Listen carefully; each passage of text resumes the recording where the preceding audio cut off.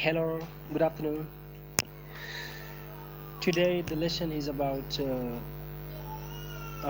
been to and gone to. I mean the difference that exists between been to and gone to. Tey leçon bi ma ngi jëm ci wute bi dox diggante been to ak gone to ci wàllu dem ak ci nekk-nekk. He has been to California. He has been to California.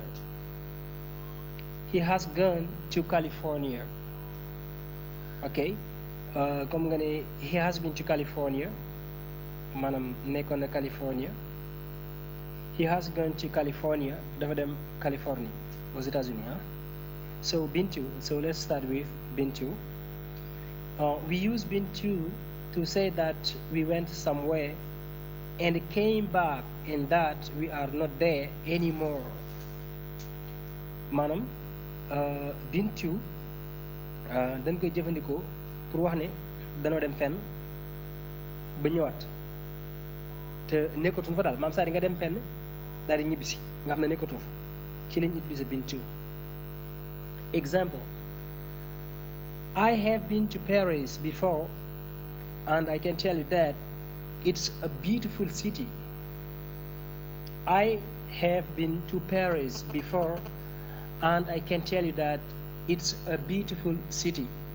maanaam nekkoon na Paris avant te mën na la wax ne en fait dafa nekk ville bu rafet daal ville bu neex ville bu rafet et cetera.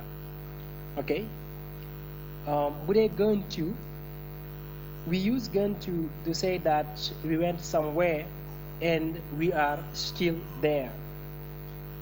Gone to nag moom dañ koy jëfandikoo pour wax ne dañoo demoon fenn te nekk fa ba tey daal maanaam nga xam ne da ngaa dem fenn nekk fa ba léegi nga xam ñëwagoo daal. ok so bu dee been to moom da ngaa demoon daal di ñëwaat wala bu dee bii nag moom da ngaa dem fenn nekk fa ba tey. ok we use gone to say that we went somewhere and we are still there nga xam da ngaa dem fenn danoo dem fenn nekk fa ba tey. ok lii benn dialogue la. Where is your sister? ana sa sœur bi. mu ne she has gone to the market dafa dem marché.